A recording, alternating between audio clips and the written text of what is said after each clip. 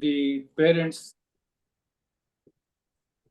and as well as pediatricians, the parents who have lost their 16 children who are innocent, unfortunate in MP as well as Rajasthan.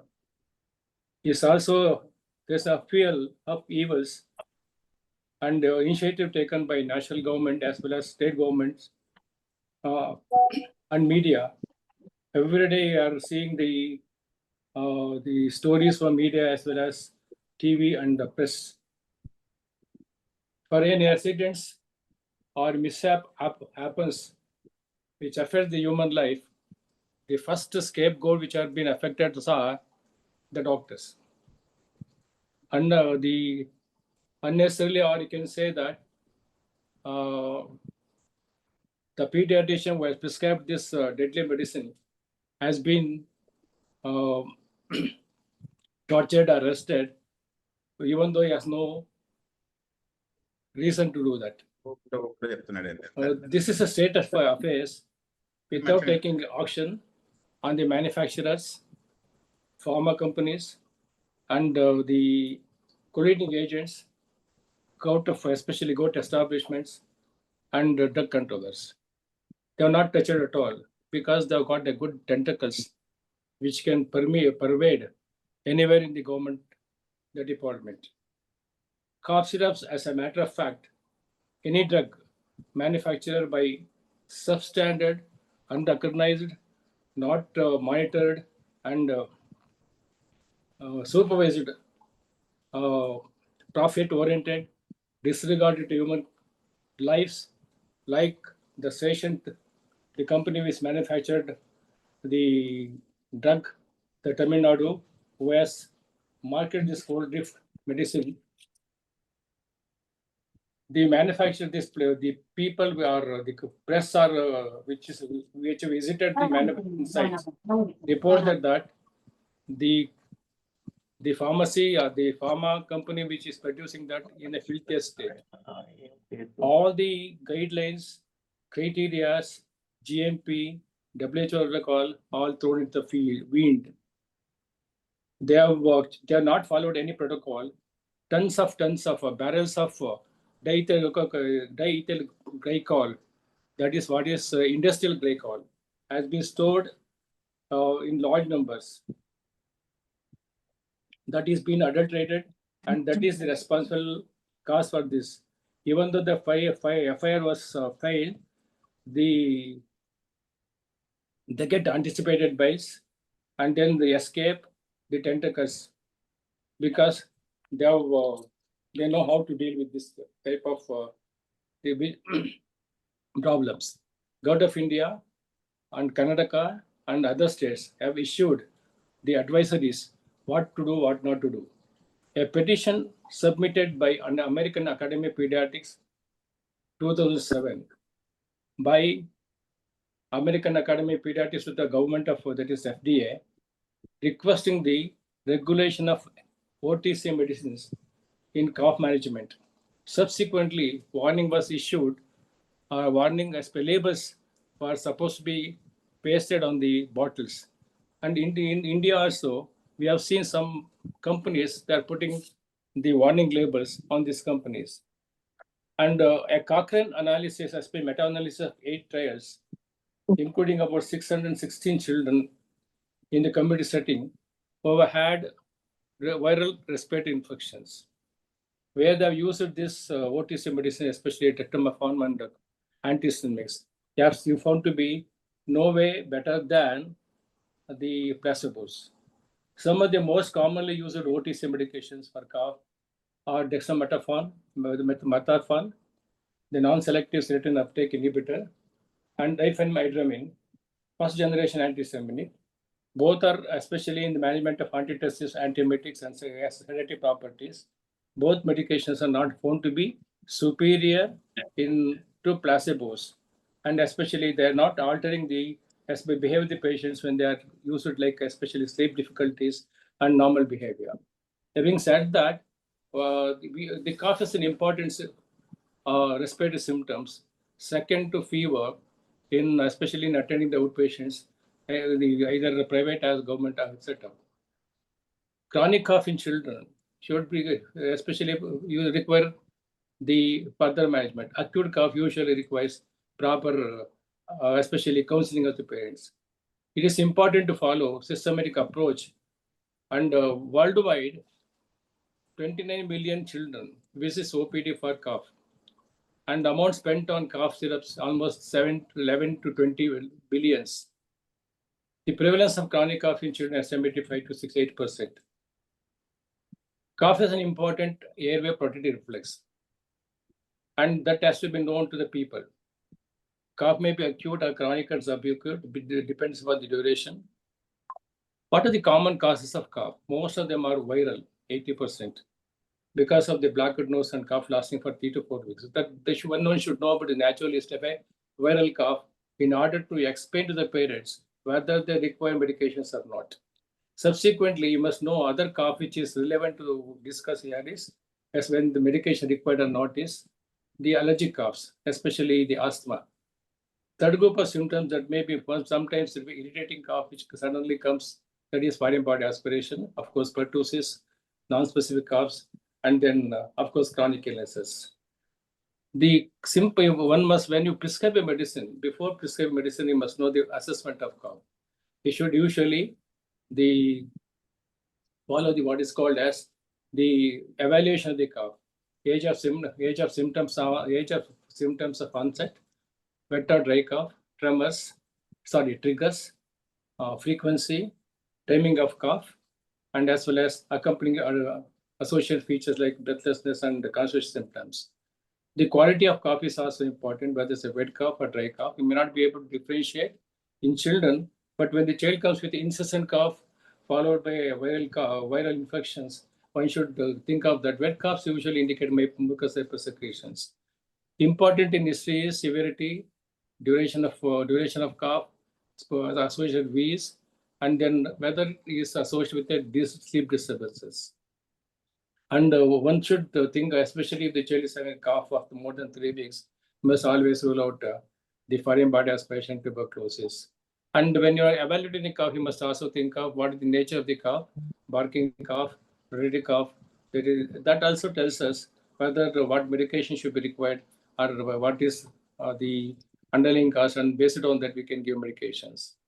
You must also remember, whenever you give a cough syrups, before giving cough syrups, you must always keep what is called red flags, especially when the child is having a cough of more than 3 weeks duration, cough associated with wheezing, foreign bodies, hemoptysis, and if the child is recurrent infections.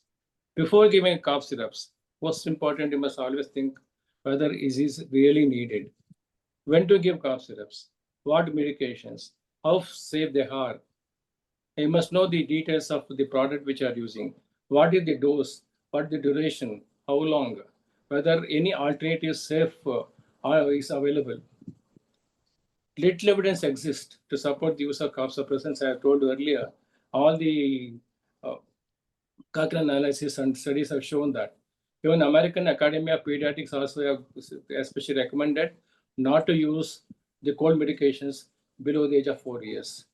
And in the pharmacology of management of the cough, you must think of mucosa, especially drugs can be which are affecting the mucociliary functions, especially the anti-chlorophenamine, mucolytic agents, and then peripheral, especially the newer drug which has come is levothyroxine, and then central acting dextromethorphan, codeine, and then especially we have got other compounds, especially menthol, glycerol, honey, and then so many other medication.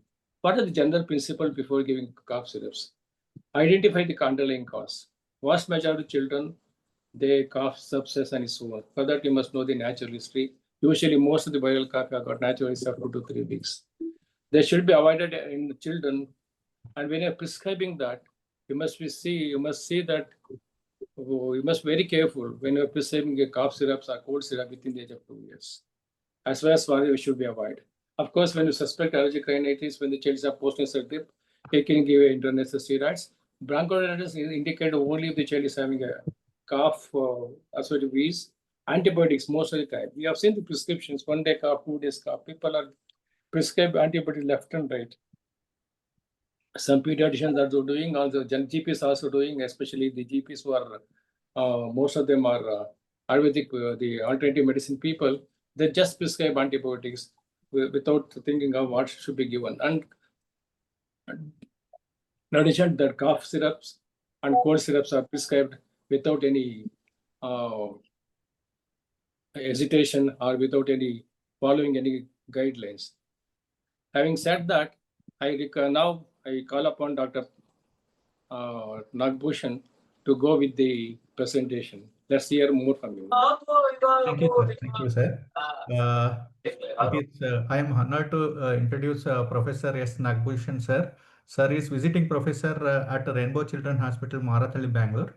Formerly Professor of Pediatrics at B.R. Ambedkar Medical College, MVJ Medical College. Past National Convener Asthma Training Module, Mini Respire Module, National Co-Convener Allergic Rhinitis Module. Sir has contributed in various textbooks as well. Over to you, sir. Thank you, Dr. Sunil and Dr. Sumita. I'm sure the slides are visible. Yes, sir. Yes, sir. Yeah. I'm grateful to IAP Bangalore BPS for three reasons. Reason one, this is the shortest time given to me to do a presentation. It was both an opportunity and a challenge, and I have accepted both.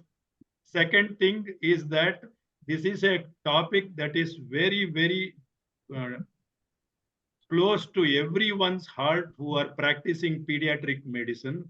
And the third thing is I couldn't have asked for no other person than my own teacher to be sharing this session, because if there are issues that could be answered, we will be answering together. Now, with those few introductions, let us look at the whole canvas have been introduced.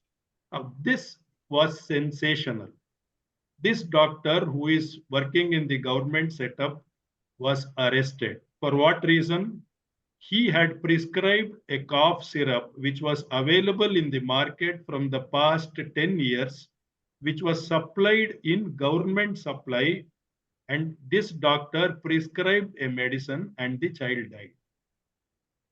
Now, is there any causal relationship between the medicine given and the cause of the death of these children? Nobody asked that question. Somebody died and the doctor was arrested. Now, this is a knee-jerk reaction, and what happened to Dr. Praveen Sonia in Madhya Pradesh can happen to any one of us any time during our professional practice. And that brings me to this famous statement of William Shakespeare in his novel called Tempest, which tells us, call a dog mad and hang it. And that is where each one of us are very vulnerable without much protection. And that's the reason why we have to update ourselves to protect ourselves as well as the children who are under our care. Now, let us look at what cough syrups commonly contain. They usually contain an antihistaminic like chlorpheniramine maleate. They usually have phenylephrine, a decongestant. Some of them contain dextromethorphan, which is a central cough suppressant. A few of them also have guaifenesin, which is an expectorant.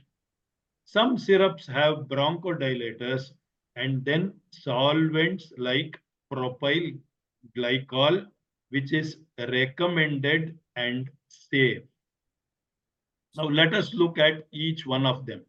Antihistaminics. We all know that second generation antihistaminics are preferred over the first generation because they have lesser side effects, lesser sedation, and much better safety profile. Common second generation antihistaminics that you and me use are cetirizine, levocetirizine, loratadine, and fexofenadine. What is the minimal age to use them? That is the issue. For cetirizine and levocetirizine, it is 6 months and above. For loratadine, it is 2 years.